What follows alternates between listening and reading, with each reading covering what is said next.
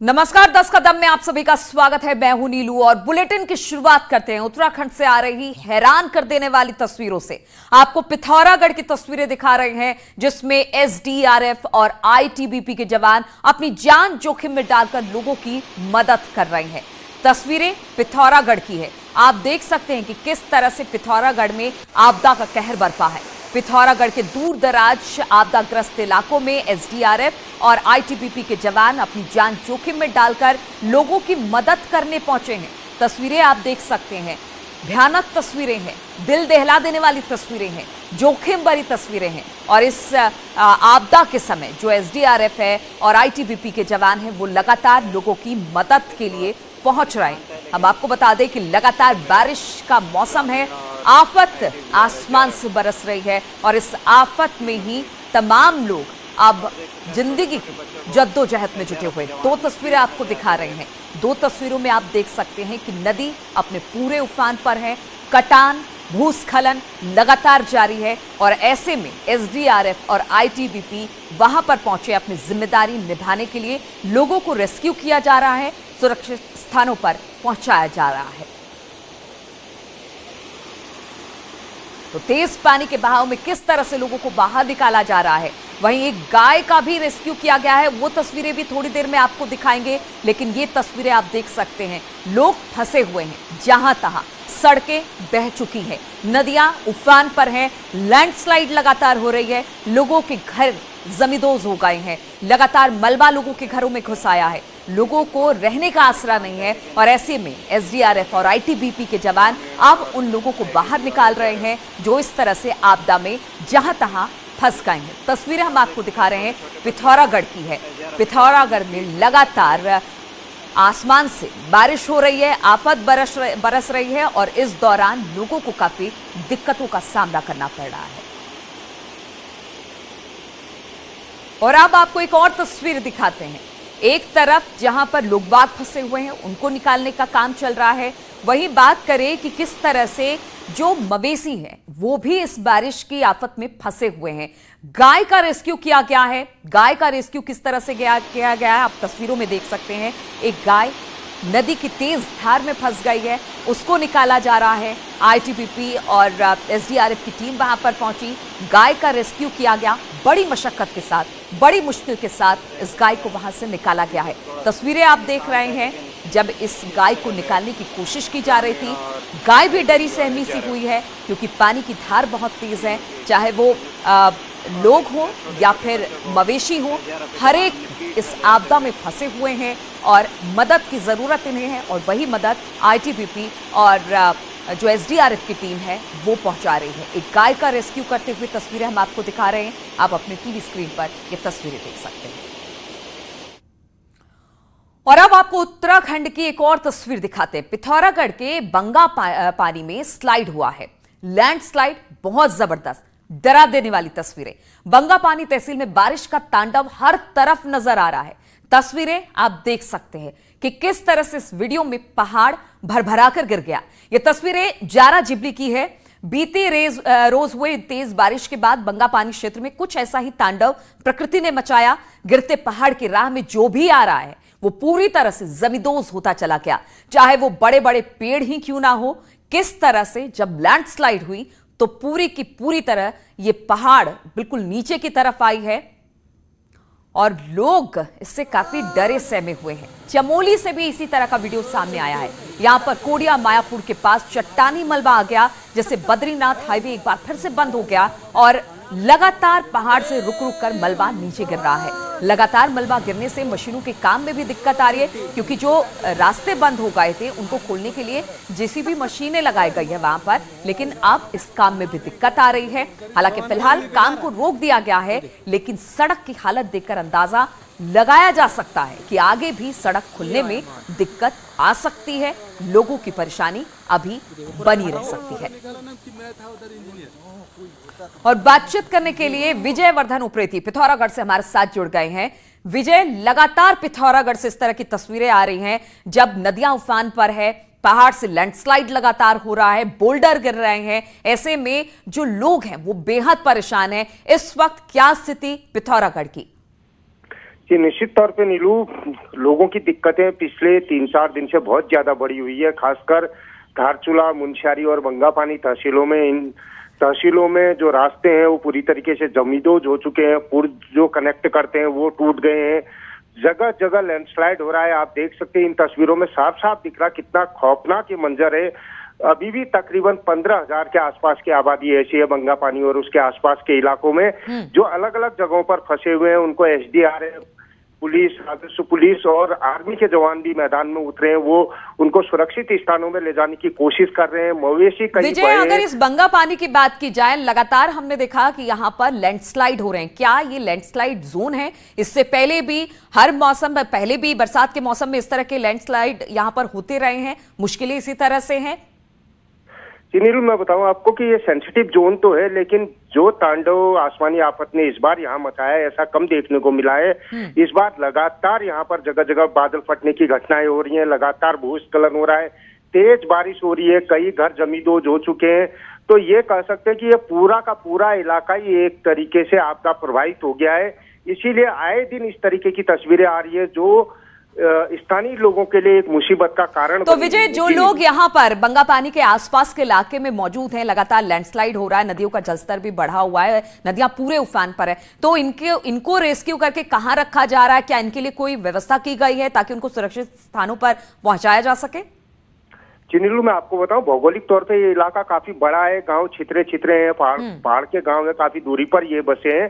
लेकिन जो भी डेंजर जोन है, उन डेंजर जोन से लोगों को सेफ जोन में ले जाने की कोशिश हो रही है। एक दायरे के भीतर ही उन्हें रखा जा रहा है। हालांकि अभी बंगापानी तहसील से किसी को बाहर निकाल पाना इतना आसान नहीं है, क्योंकि कनेक्टिविटी पूरी तरीके से टूट गई है और 3 दिन से लगातार तेज बारिश जारी है।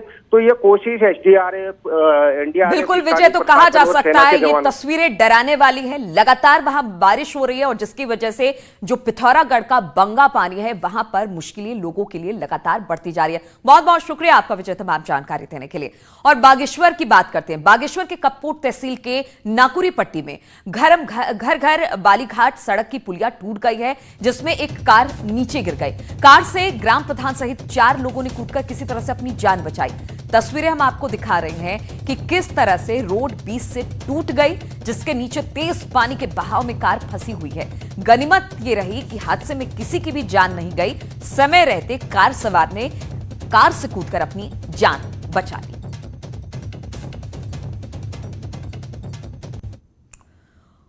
और नैनीताल के गेठिया में देर रात सड़क हादसा हुआ है। हल्द्वानी से अल्मोड़ा जा रहे डंपर 50 फीट गहरी खाई में जा गिरी। इसमें डंपर चालक गंभीर रूप से घायल हुआ है। सड़क हादसे की सूचना पर तल्लीताल पुलिस मौके पर पहुंची है और रेस्क्यू का काम इस वक्त चलाया जा रहा है।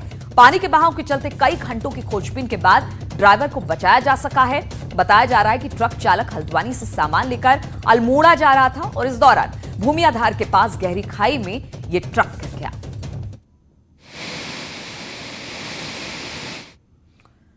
और चंपावत के पंचेश्वर में काली नदी में डूबती एक महिला का वीडियो अब वायरल हो रहा है। वीडियो में दिख रही ये महिला कैसे नदी में बहती जा रही है, लेकिन महिला को बचा लिया गया। वहां मौजूद मंदिर के साधु संतों और स्थानीय लोगों ने महिला को मिलकर बचाया है। लड़की की मदद से, माफ कीजिएगा, लकड़ी की मदद से लोगों ने महिला को बचाया और इस महिला के रेस्क्यू का ये वीडियो अब वायरल हो रहा है। वीडियो 27 जुलाई का बताया जा रहा है। कहा यह जा रहा है कि गृह कलेश के चलते महिला ने नदी में छलांग लगा ली। हालांकि अब महिला को बचा लिया गया है।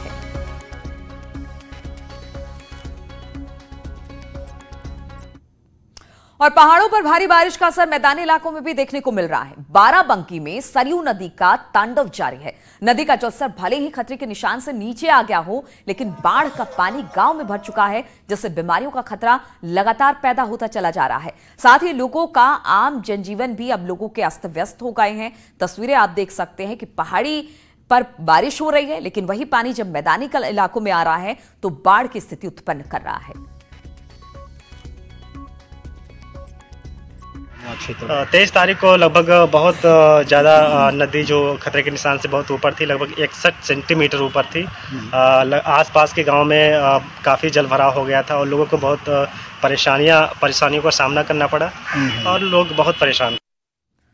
और प्रधानमंत्री मोदी आज करेंगे समीक्षा बैठक। हम आपको बता दें कि बैंकों, एनबीएफसी और वित्तीय संस्थानों के साथ सीईओ के साथ ये बैठक होने वाली है। एमडी भी इसमें रहेंगे। कॉन्फ्रेंसिंग के जरिए ये बैठक होने वाली है, जिसमें state bank, Punjab national bank, bank of Baroda, bank of India, union bank of India, Canara bank, Indian bank इसमें प्रमुख तौर से शामिल होने वाले हैं। करीब 4 बजे शाम में ये बैठक होगी और बताया जा रहा है कि इसमें केंद्रीय वित्त मंत्री, वित्त राज्य मंत्री भी मौजूद होंगे। बैठक में कोरोना के बाद के हालात पर चर्चा होगी। हालात से निपटने में बैंकों की भूमिका पर यह चर्चा बेहद अहम मानी जा रही है।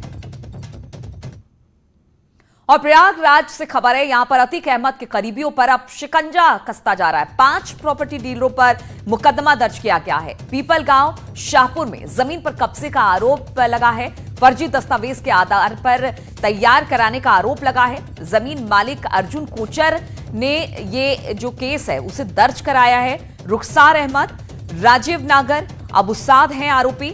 मोहम्मद मुस्लिम और मोहम्मद नाजिम इसमें आरोपी बनाए गए हैं। तो जिस तरह से अतीक अहमद पर लगातार शिकंजा कसता जा रहा था, अब उनके करीबियों पर भी शिकंजा कस रहा है। 5 प्रॉपर्टी डीलरों पर मुकदमा दर्ज किया गया है।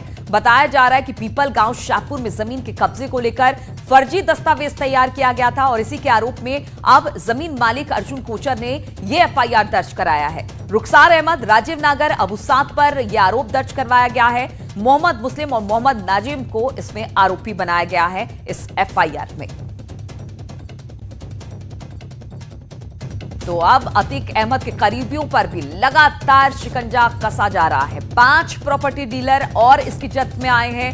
5 प्रॉपर्टी डीलरों पर मुकदमा दर्ज किया गया है। पीपल गांव शाहपुर में जमीन कब्जे का आरोप है और इसको लेकर किस तरह से फर्जी दस्तावेज तैयार किए गए, अब उसे लेकर जो जमीन के मालिक है अर्जुन कोचर, उन्होंने एक एफआईआर दर्ज कराई है, जिसमें रुखसार अहमद, राजीव नागर, अबू साद, मोहम्मद मुस्लिम और मोहम्मद नाजिम को आरोपी बनाया गया है।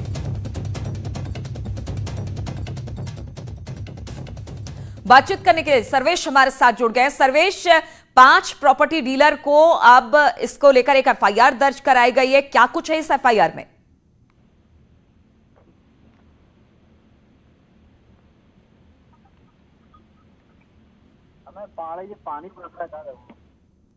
सर्वेश, आवाज मिल रही है आपको? जी, निश्चित तौर पर यह बड़ा मामला है। बाहुबली पूर्व सांसद अतीक अहमद के खिलाफ लगातार पुलिस कार्रवाई कर रही है। इन दिनों वो गुजरात के अहमदाबाद जेल में बंद हैं, लेकिन जो उनकी करीबी है, जो गुर्गे हैं, उन पर लगातार ये शिकायतें आ रही थी कि वो लगातार इस तरह के काम कर रहे हैं, उनके नाम पर अवैध वसूली कर रहे हैं और लोगों के साथ मारपीट कर रहे हैं। इसी के तहत ये मामला दर्ज हुआ है और ये पूरा मामला पीपलपुर गांव शाहपुर में 16 बिस्वा जमीन का है, जिसमें अर्जुन कोचर नाम के एक पीड़ित है व्यक्ति है जिन्होंने जमीन खरीदी थी और जो अतीक के गुर्गे हैं, 5 लोग हैं इसमें। प्रॉपर्टी डीलर रुखसार अहमद उर्फ अच्छे, राजीव नागर, अबू साद, मोहम्मद मुस्लिम और मोहम्मद नाजिम, ये लोग डरा धमकाकर वो जमीन दोबारा कब्जा कर रहे हैं, फर्जी कागजात तैयार कर रहे हैं और जमीन पर प्लाटिंग कर रहे हैं। इस मामले में बिल्कुल, तो अब अतीक अहमद और अतीक अहमद से जुड़े तमाम लोगों के खिलाफ पुलिस सख्त दिखाई दे रही है। बहुत बहुत शुक्रिया आपका तमाम जानकारी देने के लिए। और इस वक्त एक खबर आगरा से आ रही है। यहां पर प्रधान हरकिशन का शव जली हुई हालत में मिला है। मामला थाना एतमादपुर के रसूलपुर का बताया जा रहा है। कल रात ग्राम प्रधान 2 लोगों के साथ गए थे। उसके बाद सुबह गांव वालों ने एक जलती हुई झोपड़ी देखी। जब बाद में देखा गया तो उसमें प्रधान का शव जली हुई हालत में मिला है। पुलिस अब मामले की छानबीन में जुट गई है। एतमादपुर थाना क्षेत्र में गांव रसूलपुर के प्रधान का शव आज गांव के बाहर एक झोपड़ी है इसमें मिला है। झोपड़ी में आग लग गई थी। प्रधान का जो है उनकी भी जलने से मृत्यु हुई है। आग किन परिस्थितियों में लगी इस बात की जांच की जा रही है। ऐसा होता है ऐसा कार्रवाई कुछ आरोप गए थे, उन पर आरोप लगा रहे हैं। और बहराइच के विशेश्वरगंज इलाके में एक मासूम बच्ची का शव मिलने से हड़कंप मच गया। बच्ची के परिजनों ने दुष्कर्म के बाद हत्या का आरोप लगाया है। आरोपी गांव के ही 2 लड़के बताए जा रहे हैं, जिन्हें पुलिस ने फिलहाल हिरासत में लेकर पूछताछ शुरू कर दी है।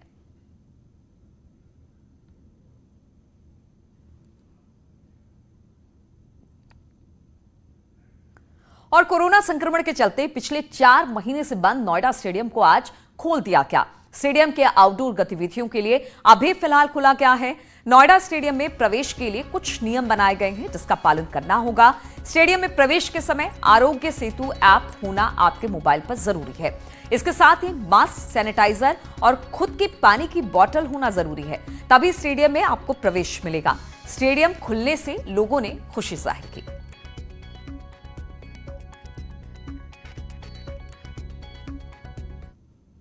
तो इन्हीं तमाम खबरों के साथ इस बुलेटिन में फिलहाल इतना ही। रुकेंगे छोटे से ब्रेक के लिए।